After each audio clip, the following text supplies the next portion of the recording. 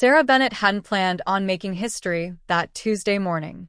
The spring sun filtered through the tall windows of Boston's municipal court as she sat quietly on the wooden bench, waiting for her case to be called. She had rushed here straight from teaching her morning seminar at Harvard Law, still wearing her casual navy blazer and comfortable flats, a far cry from the formal attire she usually wore in courtrooms. The courthouse bustled with its usual morning activity. Court officers directed people through security, lawyers hurried past with briefcases, and the constant murmur of voices echoed off the marble walls. Sarah watched as other people's cases were called one by one, studying the routine with the same sharp attention she gave to everything in life. At 43, Sarah had spent her entire career studying and teaching about the justice system. Her office walls at Harvard were covered with awards and certificates, including her doctorate in constitutional law and numerous published papers on civil rights. But today, she was just another person waiting to contest a parking ticket. The citation had come 3 weeks ago outside the Roxbury Community Center. Sarah had been running a free legal clinic there, helping low-income residents understand their rights, when one of her elderly clients had fallen ill. Sarah had parked in a no-parking zone to help the woman reach her son's car. By the time she returned, the parking enforcement officer was already writing the ticket. Sarah checked her watch. 10:45 a.m. Her next class wasn't until 2 p.m., but she hoped this wouldn't take too long. Around her, other people fidgeted nervously on the benches. A young mother tried to quiet her baby.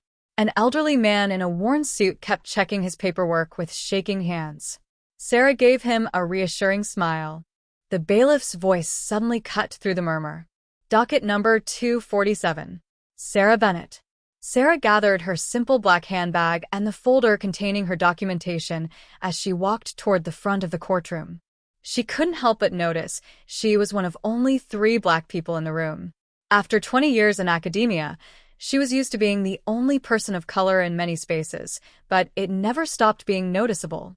Judge Richard Maxwell barely looked up as she approached the podium. He was a man in his early 60s with gray hair and wire-rimmed glasses, known throughout the Boston legal community for his strict interpretation of the law. Sarah had actually quoted one of his decisions in a recent paper, though she never thought he'd recognize her name.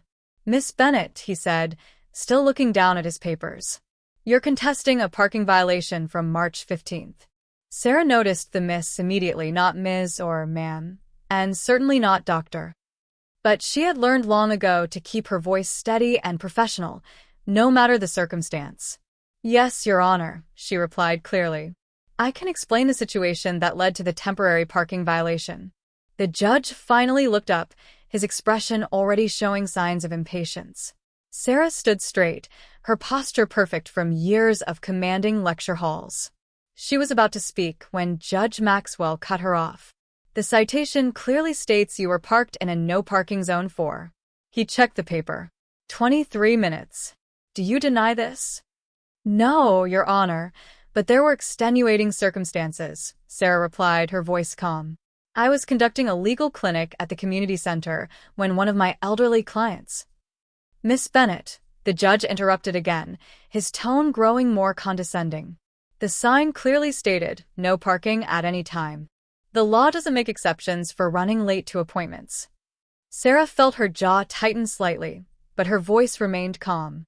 "Your Honor, if you'll allow me to explain, this wasn't about being late. There was a medical situation." "The fine is $120, Judge Maxwell declared, already reaching for his gavel. "Next time I suggest you plan your schedule better and respect the parking laws like everyone else." The young mother from earlier gasped softly. The elderly man with the shaking hands looked down at his feet. But Sarah didn't move. Instead, she reached into her bag, not for her wallet, but for her faculty ID and bar credentials. 20 years of teaching had taught her that timing was everything. Sometimes the most powerful lesson came from letting people realize their mistakes themselves. As she stood there holding her Harvard Law School faculty card, she saw the exact moment Judge Maxwell's eyes caught the embossed crimson shield and the letters P. The courtroom had gone very quiet. The silence felt heavy as Judge Maxwell stared at the Harvard faculty ID in Sarah's hand. His face, which had been said in stern lines just moments before, now showed the first flickers of uncertainty. The fluorescent lights hummed overhead as everyone waited to see what would happen next. "I apologize, Dr. Bennett," Judge Maxwell said slowly, emphasizing her correct title this time. "I didn't realize that you might be qualified to understand the law." Sarah's voice was calm but clear enough to carry to the back of the courtroom. "Or that someone who looks like me might be a Harvard professor." The young mother who had been watching earlier shifted forward in her seat. The court reporter's fingers hovered over her keyboard. Even the bailiff, who had seen countless cases come and go, was paying close attention now. Judge Maxwell's face reddened slightly. "Dr. Bennett, I assure you that your background has nothing to do with my background." Sarah placed both hands on the podium, her posture straight and professional. "Your Honor, let me tell you about my background. I've been teaching constitutional law at Harvard for 12 years. Before that, I clerked for the Supreme Court.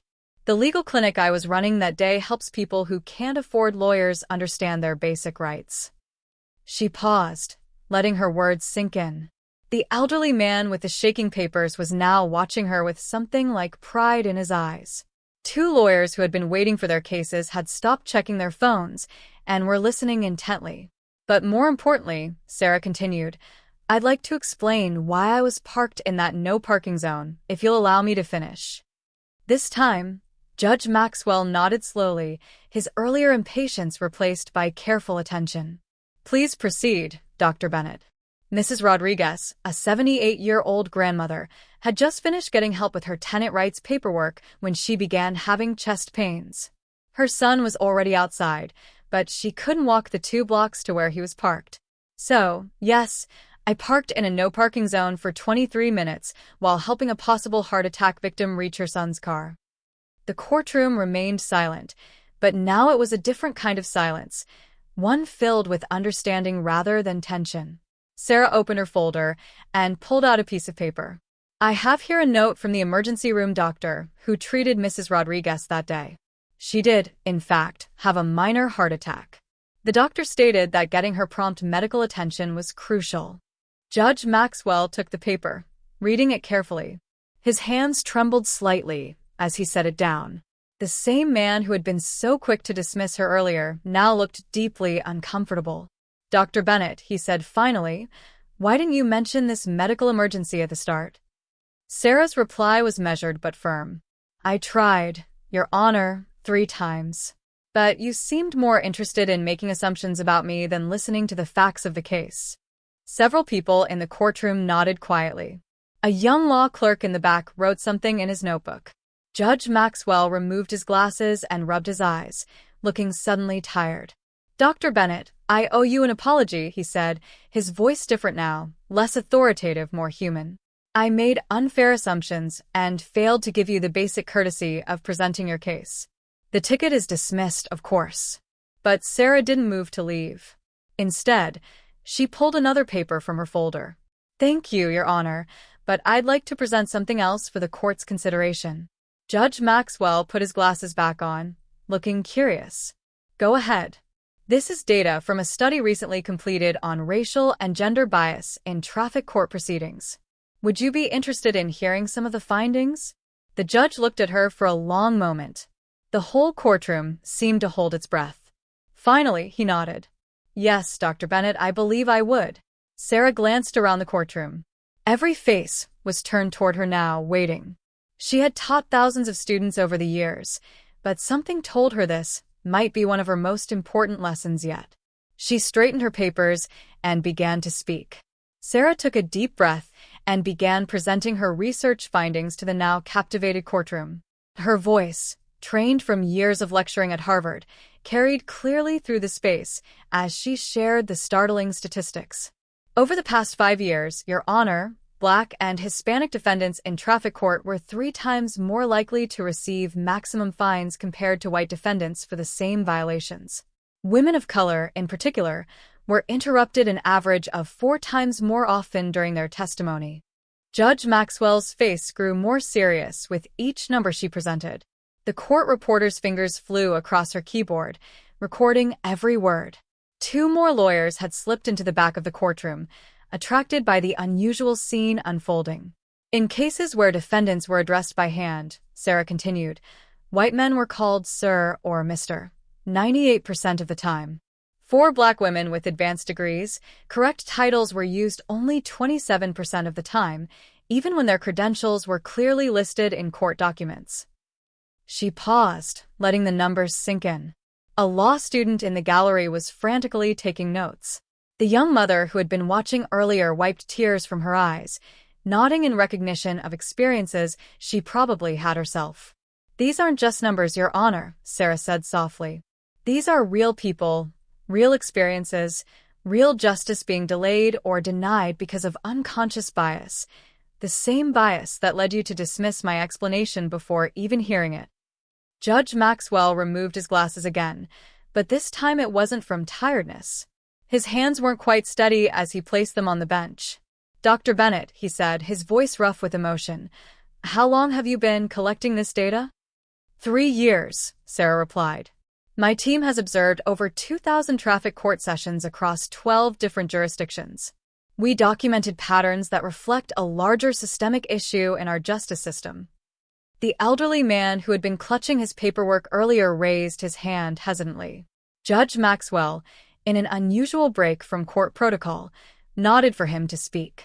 "I've been here 6 times, the man said, his voice shaking but determined. "Every time they treat me like I'm stupid because of my age and my race. Never let me finish explaining, just like they did to you, Dr. Bennett." Sarah turned to face him, acknowledging his words with a respectful nod. "Sir, would you be willing to share your experience as part of our ongoing research?" The man sat up straighter, pride replacing his earlier nervousness. "Yes, ma'am, I surely would." Judge Maxwell cleared his throat. "Dr. Bennett, I believe your research deserves a wider audience. Would you be willing to present these findings at our next judicial training session?" Sarah looked around the courtroom. The young mother was now sitting forward, hope clear in her eyes. The law student had stopped taking notes and was watching intently. Even the bailiff, who had seen thousands of cases come and go, seemed moved by what was happening. "Your Honor," Sarah replied, "I would be happy to. But more than that, I'd like to propose something else. What if we use this courtroom, your courtroom, as a pilot program for change?" The judge leaned forward, interested. "What kind of change?" "Simple changes at first," Sarah said. "Letting people finish their explanations, using proper titles consistently for everyone, recording demographic data on fine amounts and interruptions. Small steps that could make a big difference." Judge Maxwell was quiet for a long moment. The whole courtroom seemed to hold its breath. Finally, he spoke. "Dr. Bennett, I've been on this bench for 15 years. I've always prided myself on being fair and impartial. But today you've shown me that perhaps I haven't been as fair as I thought. I accept your proposal." A murmur of approval ran through the courtroom.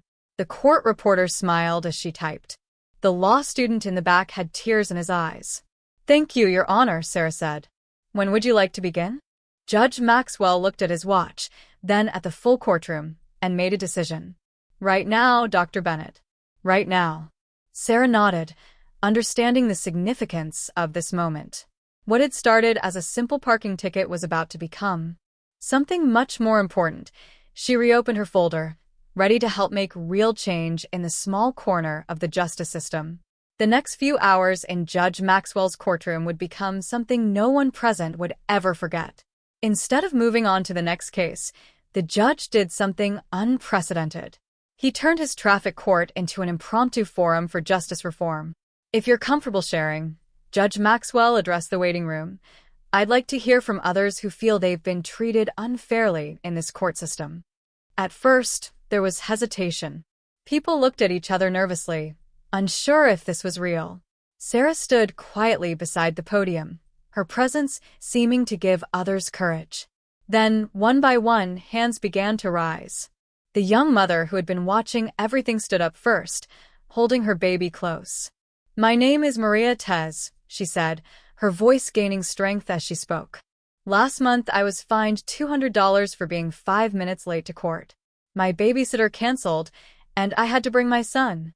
Nobody asked why I was late. Nobody cared that I had to take 2 buses to get here. Judge Maxwell nodded, gesturing to his clerk. Please make a note to review Mrs. Torres's case. He turned back to Maria. I apologize for not considering your circumstances. Please continue. More stories followed. An elderly Asian woman spoke about being mocked for her accent. A young black man described being treated as suspicious despite wearing his hospital scrubs after a night shift. A Hispanic teenager told how no one believed he was a college student when he tried to explain his parking violation near the university library. Sarah took careful notes, her research skills kicking in as she documented each testimony. The court reporter, who had never typed so many personal stories in traffic court before, had to pause several times to wipe her eyes. Judge Maxwell listened to every story with growing understanding. His face, which had started the day looking stern and detached, now showed deep concern and genuine interest in each person's experience. Dr. Bennett, he said during a brief pause, I see now that what happened with you today wasn't an isolated incident. It's part of a pattern I've been blind to for years. Sarah nodded. Recognition is the first step toward change. Your Honor, would you like to hear my suggestions for immediate improvements? The judge gestured for her to proceed. The law student who had been taking notes earlier pulled out a fresh page, ready to capture every word. First, Sarah began, implement a mandatory 5-minute listening period for each case. No interruptions, no assumptions, just let people tell their stories. She walked closer to the judge's bench, her confidence growing with each step. Second, require all court staff to use proper titles and honorifics consistently for everyone, regardless of appearance or background. Third, start collecting data on fine amounts, demographics, and treatment in court. Make it transparent and public. The bailiff, who had been standing quietly all this time, suddenly spoke up. Your Honor, if I may? At the judge's nod, he continued, I could help track that data. I see everything that happens in this courtroom anyway. Judge Maxwell smiled for the first time that day. Thank you, Officer Johnson. That would be very helpful. Sarah pulled out one more paper from her folder. I have a draft proposal for these changes, Your Honor. I wrote it as part of my research, hoping someday to find a judge willing to implement it. The judge looked at the document, then at his filled courtroom. People who had come expecting quick, impersonal hearings were now engaged in something historic, the beginning of real change in their local justice system. Dr. Bennett, he said, would you be willing to work with this court to implement these changes, perhaps serve as an advisor as we reform our procedures? Sarah thought about her busy schedule at Harvard, her research, her classes. Then she looked at Maria Torres, still holding her baby, hope shining in her eyes. She saw the elderly man, who had been afraid earlier, now sitting tall and proud. She remembered all the times she had taught her students about being agents of change in the legal system. Yes, Your Honor, she replied firmly. I would be honored to help. The room burst into spontaneous applause. Judge Maxwell had to rap his gavel gently to restore order, but he was smiling as he did so. What started as a simple parking ticket hearing was transforming into something none of them could have predicted, a real chance for change in the justice system, starting right here in this Boston traffic court. Word spread quickly through Boston's legal community about what was happening in Judge Maxwell's courtroom. By the following week, when Sarah arrived for the first official reform committee meeting, she found the judge's chambers packed with interested observers. Lawyers from various firms sat shoulder to shoulder with community activists. 3 other judges from different courts had come to learn. Maria Tez was there too, now employed as a part-time translator for the court, her baby sleeping peacefully in a carrier beside her. Dr. Bennett, Judge Maxwell greeted her warmly, so different from their first encounter. Before we begin, I have something to show you. He handed her a stack of papers, statistics from the past week since their new policies had been implemented. The numbers were already showing change. Average hearing times had increased by only 3 minutes, but citizen satisfaction scores had doubled. The simple act of letting people tell their stories had transformed the atmosphere of the court.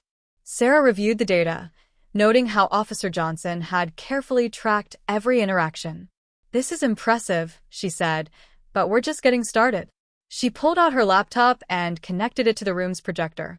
On the screen appeared a presentation titled Building a Fair Justice System, the Boston Traffic Court Initiative.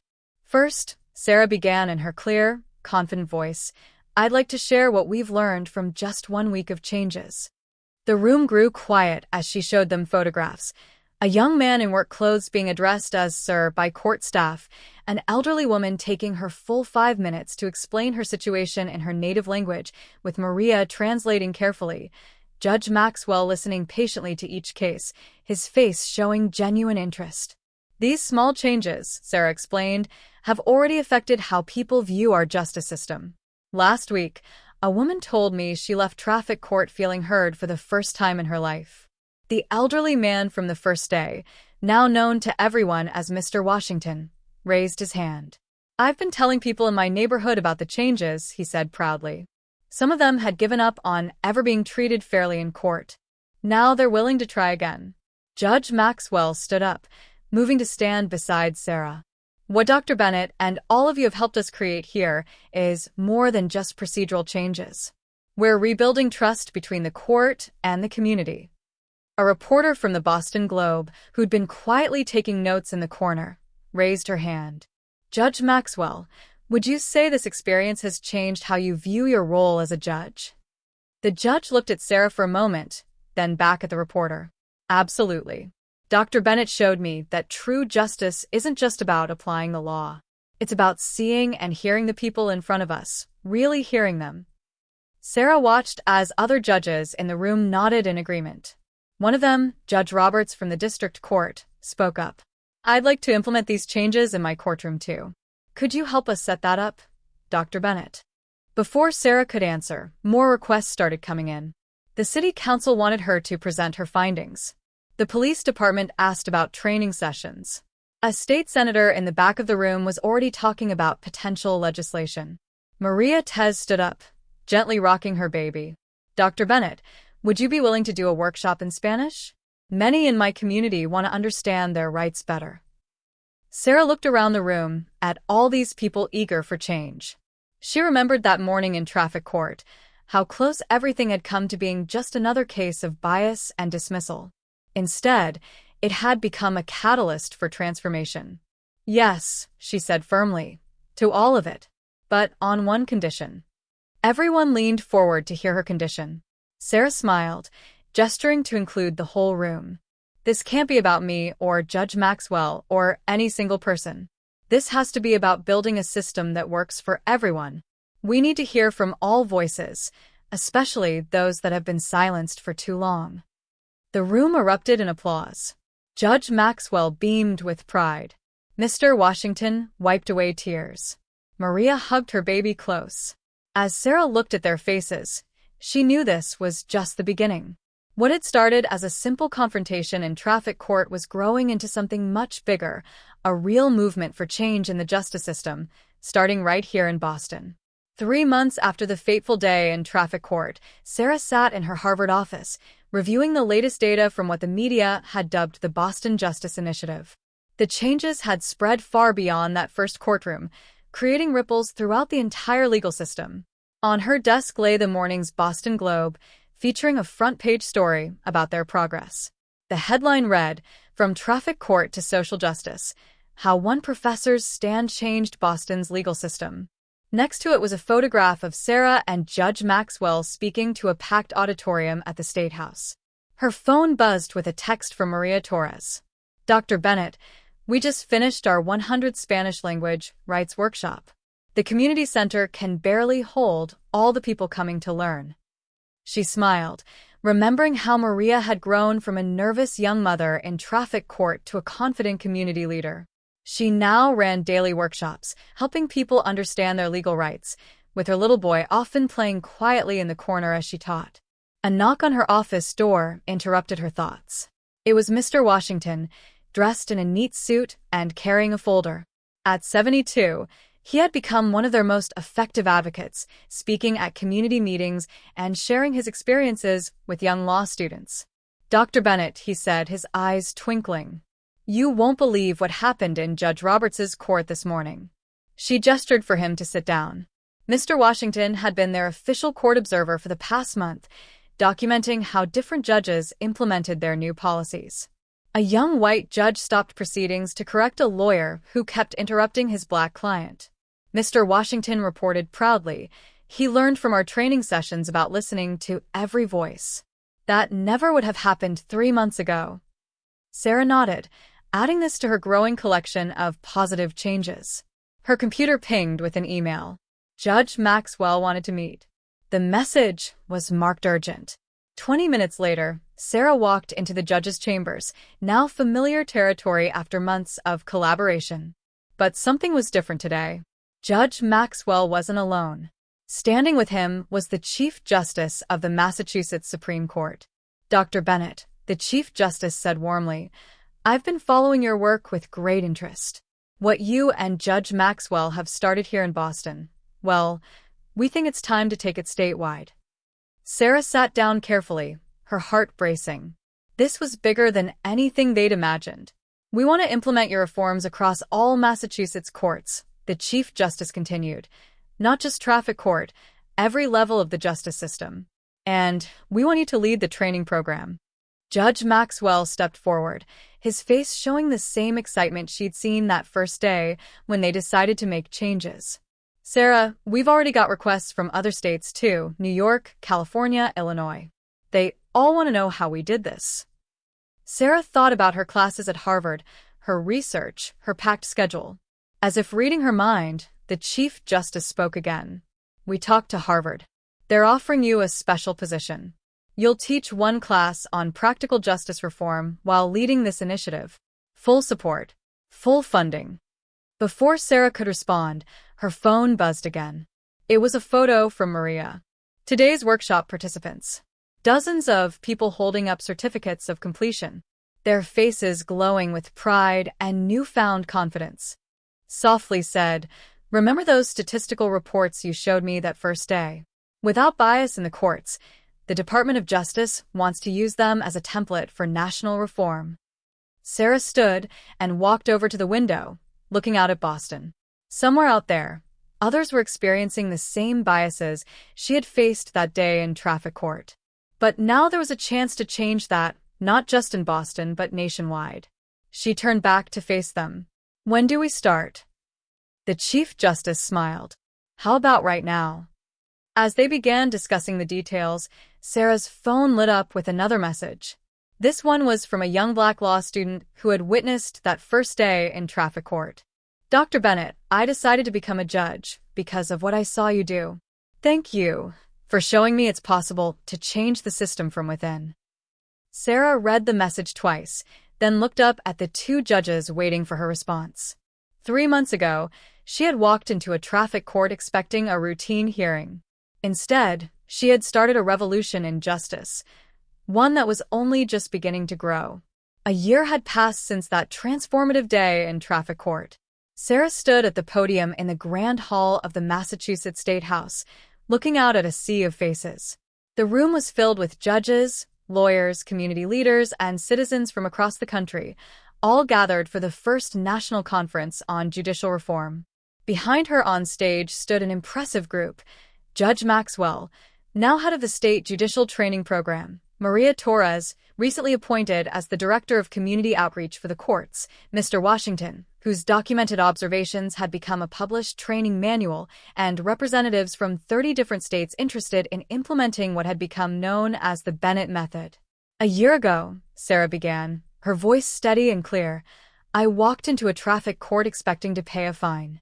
Instead, I found a calling that would change not just my life, but the lives of thousands of others." She clicked to the first slide of her presentation, showing a graph of the year's results. The numbers were striking. Civilian complaints against courts were down by 60%, successful case resolutions were up by 45%, and community trust in the judicial system had increased by 70%. "But numbers don't tell the whole story," Sarah continued. "Let me show you what real change looks like." The screen behind her changed to show a series of photographs, a Spanish-speaking grandmother confidently presenting her case through a court translator, a young black man being addressed as doctor by court staff, and Judge Maxwell teaching other judges about active listening and bias recognition. From her seat in the front row, Maria's son, now a toddler, waved at Sarah. He had become the unofficial mascot of their movement, growing up in courthouses and community centers where his mother helped people find their voices. "The changes we've implemented aren't complicated," Sarah explained. 5 minutes of uninterrupted speaking time, proper use of titles and honorifics, regular bias training for all court staff, simple steps that restore dignity to every person who enters a courtroom. She paused as the images continued to scroll behind her. Mr. Washington training new court observers, Maria leading workshops, judges sitting in community centers learning from local residents. "But our biggest achievement isn't in these photographs," Sarah said, her voice growing passionate. "It's in the stories we hear every day. The mother who finally felt safe bringing her children to court, the elderly immigrant who said he was treated like a human being for the first time in his legal journey, the young lawyer who told me she finally feels proud to be part of the system." Judge Maxwell stood up and joined Sarah at the podium. "Dr. Bennett's work has fundamentally changed how we view justice," he said. "I'm not ashamed to admit that I was part of the problem, but thanks to her, I've learned to be part of the solution." The Chief Justice of the Supreme Court, sitting in the front row, nodded in agreement. Next week, she would be announcing a nationwide initiative based on Sarah's program. Sarah looked down at her notes, then set them aside. "A year ago, I could have just paid that parking ticket," she said. "I could have stayed quiet, accepted the disrespect, gone back to my comfortable office at Harvard. But that would have meant accepting a broken system." The room was completely silent now, hanging on her every word. "Instead, we chose to speak up, to challenge, to change. And look what happened. Not because of me, but because of every person in this room who decided that justice should mean justice for all." She gestured to Maria, who stood up holding a thick binder. "Today we're releasing our complete training program, every form, every procedure, every lesson we've learned, free for any court system that wants to implement these changes." The audience burst into applause, but Sarah held up her hand. "But remember, these are just tools," she said. "The real change happens when we decide to see each person who enters our courts as a human being, worthy of respect and dignity." As she finished speaking, the entire room rose in a standing ovation. Mr. Washington wiped tears from his eyes, Judge Maxwell beamed with pride, and Maria hugged her son close. From the back of the room, a young court clerk raised her hand. "Dr. Bennett, what's next? Where do we go from here?" Sarah smiled, looking out at the crowd of people ready to continue this journey of change. "Next," she said, "we make sure that what happened in that traffic court never happens again, not to anyone anywhere in our justice system." The applause that followed wasn't just for her words, it was for a vision of justice that was finally becoming a reality. 5 years had passed since that memorable day in Boston's traffic court. Sarah Bennett stood in front of the United States Supreme Court building, taking a moment to absorb the magnitude of what was about to happen. Today, they would present the National Judicial Reform Act, inspired by what had started in that small courtroom. Behind her gathered a remarkable group of supporters. Judge Maxwell, his hair now fully white, stood tall in his judicial robes. Maria Tez, recently elected as a state representative, carried a thick folder of testimonials from thousands of citizens. Mr. Washington, despite his advanced age, had insisted on being present for this historic moment. Dr. Bennett heard a familiar voice. "Sarah?" She turned to see the young law student who had witnessed that first day in traffic court. Only now, she wasn't a student anymore. She was Judge Melissa Chin, the youngest black female judge in Massachusetts history. "Can you believe we're really here?" Melissa asked, her eyes shining with excitement. Sarah looked at the crowd gathering on the Supreme Court steps. Representatives from all 50 states had come to support the legislation. News cameras lined the street, and a group of law students held signs reading, "Justice for All, Bennett Method Works." The changes they'd started had grown beyond anything they could have imagined. Over 5 years, their program had been adopted by more than 200 court systems across the country. Bias complaints had dropped by 85% in participating courts, and community trust in the legal system had reached historic highs. Maria's son, now in first grade, tugged at Sarah's sleeve. "Dr. Bennett, look," he pointed to a school bus pulling up, filled with children from local schools coming to witness this moment in history. Just then, the Chief Justice of the Supreme Court emerged from the building. She walked directly to Sarah, extending her hand. "Dr. Bennett, before we begin the formal proceedings, I want you to see something." She led the group inside to a newly installed exhibition in the Supreme Court's public hall. There, mounted on the wall, was a large photograph of that first traffic courtroom in Boston, taken the day everything changed. Beside it hung Sarah's Harvard-Idaho card, the one she'd shown Judge Maxwell that fateful morning. The plaque beneath them read, "Where Justice Reformed, the Beginning of the Bennett Method, 2024. Sarah felt tears in her eyes as she read the words. Judge Maxwell placed a gentle hand on her shoulder. "You changed everything that day," he said softly. "You changed me." Mr. Washington stepped forward, his voice strong despite his years. "You showed us all that one person speaking up can make a difference. Now look how many voices are being heard." The main hall was filling with people now, judges from across the country, many of whom had transformed their own courtrooms using Sarah's methods, community leaders who had helped spread the program, law students who had studied the changes as part of their curriculum. Maria walked up with her tablet, showing Sarah the latest statistics. "Look at these numbers," she said proudly. "Last month, every single state reported improved satisfaction rates in their courts. The Spanish language program alone has helped over 100,000 people." Judge Chen added, "And the best part? Applications to law school from minority students have doubled. People believe they can be part of the system now. They trust it." The Chief Justice called everyone to attention. In a few minutes, they would present their legislation, a law requiring all U.S. courts to implement the basic principles of dignity, respect, and equal treatment that Sarah had fought for.